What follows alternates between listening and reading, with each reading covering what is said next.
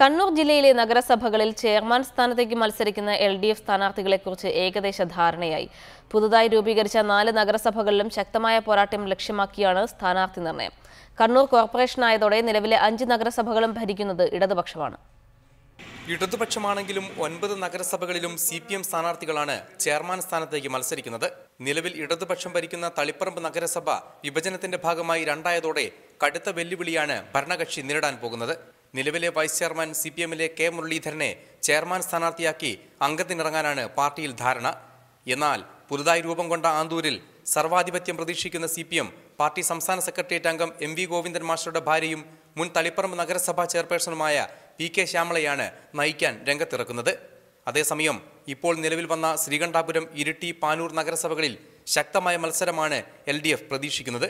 ശ്രീകണ്ഠാപുരത്ത് മുൻ ജില്ലാ panchayat vice president MC രാഘവന്റെയും ഇരിട്ടിയിൽ പാർട്ടി ഏരിയ കമ്മിറ്റി അംഗം സക്കീർ ഹുസൈന്റെയും പേരുകൾക്കാണ് പ്രാമുഖ്യം. വനിതാ സംവരണ നഗരസഭയായ പാനൂരിൽ പഞ്ചായത്ത് അംഗം PV ശോഭനകുമാരിയുടെ പേര് ഉയർന്നു കേൾക്കുന്നുണ്ടെങ്കിലും കൂടിയാലോചനകൾ തുടരുകയാണ്.